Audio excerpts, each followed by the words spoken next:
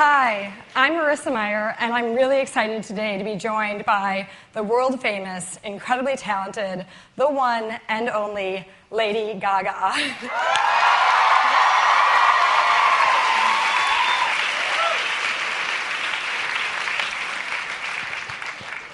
At Google, we've seen Gaga build her career by embracing technology, including some Google tools, as well as constantly innovating for her fans. And we're going to get a glimpse behind the scenes to see how some of that innovation works today.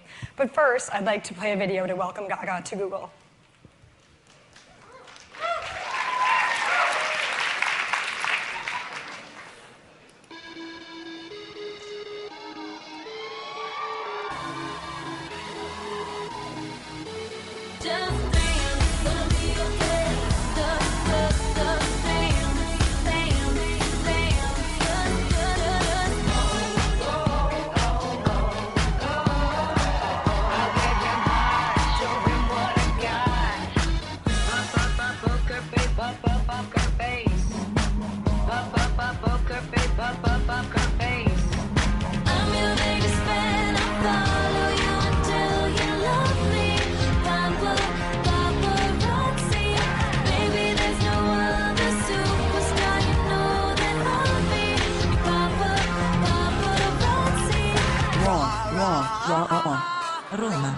Roma, ma, già, dalla. あなたの悪い恋愛をしたい。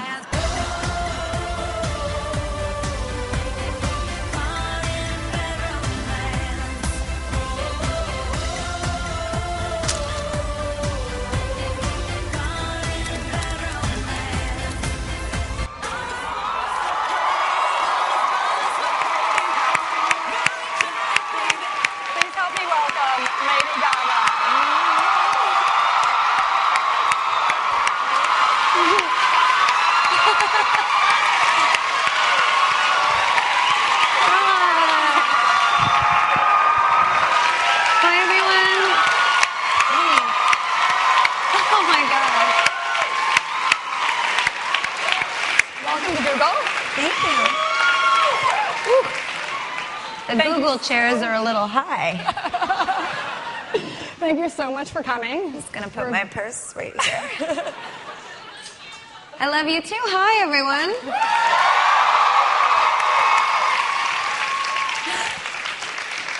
Did you just get out of jail? Yeah. Me too. We are so excited to have you here. I'm so excited to be here. I just want to say before we even begin, thank you so much. This is such an honor. You know, when I was in high school, all my girlfriends wanted to get jobs here. And I wanted to be what they were searching for or putting on the, you know, the side column, what comes up first. I believe that's what my friend Mary Haley does here at Google.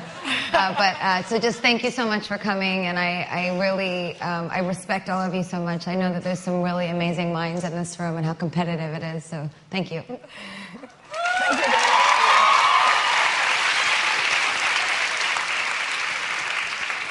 And speaking of searches, you are among one of the most searched people in the world. You've been on the top of our 2009 and 2010 fastest rising searches. We made a portrait here of you, taking the millions of searches that have come in for Lady Gaga. It's really beautiful. And so, obviously you've been a huge search star, also a huge YouTube star. Bad Romance, it has 360 million views, just that one video. Thank you. Right? And you're the queen of the download. You're actually the most downloaded artist in history, with more than 20 million singles downloaded. Thank you so much. Just amazing. Thank you. All of which brings us to today. So last week, you opened up a moderator page on your YouTube channel, and you got questions from your fans. 54,000 questions, and more than 250,000 votes in just 3.5 days. We have questions that are both in text and video. I have about the top 20 questions here. We're going to go through those and then also do some questions. I'm wearing the same dress. Branding.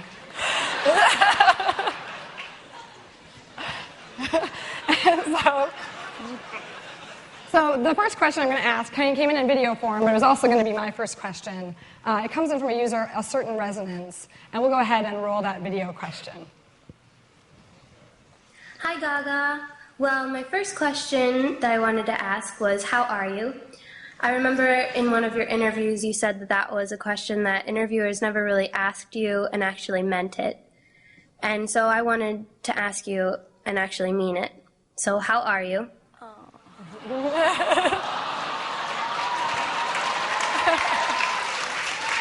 Well, I am absolutely wonderful and a little bit choked up because that is why I am still here and why I work so hard. It's because I really am very blessed to have fans with such a beautiful spirit. And I'm sure you can see just from that one video very much what a lot of my day is like. I do spend a lot of time on Google looking for fan videos and messages, and I'm doing wonderful today. And I would say that the only reason I ever mentioned that people don't ask me how I am genuinely is because it took a lot of bravery to get to where we are today.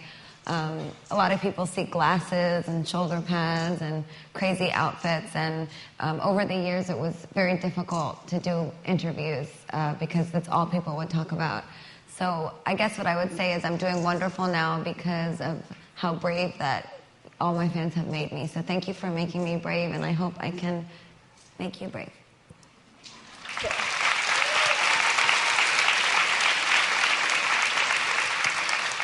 And you're also on tour, so you're performing tonight in Oakland. Yes. And we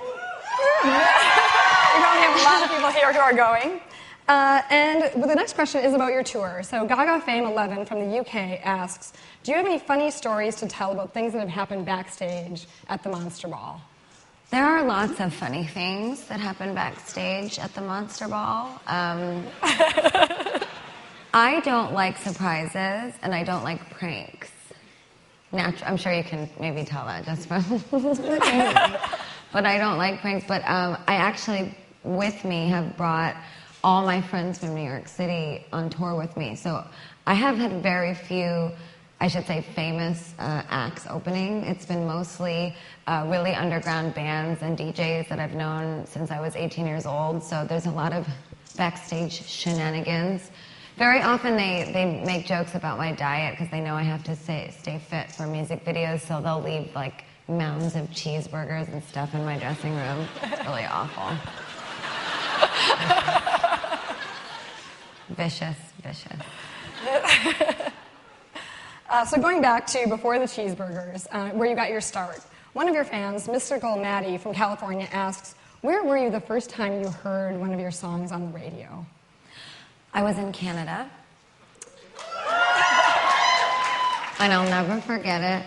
But it's a very different, and it's funny, it's almost more enjoyable now when I hear it for the first time on the radio, because at the time in Canada, many people don't know this about me because it seems as though when Just Dance hit #1, it was this big, massive, she became a star overnight. But to tell you the truth, I had been working so hard, doing 3 shows a night, all day long, going to radio stations, doing phoners.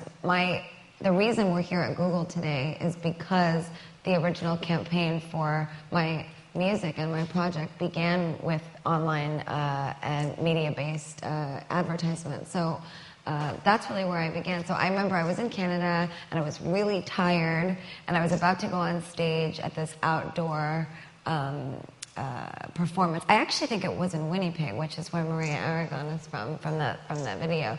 And I remember I heard it and I started crying, and my tour manager David said, "How does it feel?" And I said, "It's about damn time." And so now when it comes on, it's a little bit more of a gracious, humbling moment. So in terms of other special moments, Song Adelaide from Sheffield, England asks, when exactly was the moment in your career when you realized you were going to be an international superstar?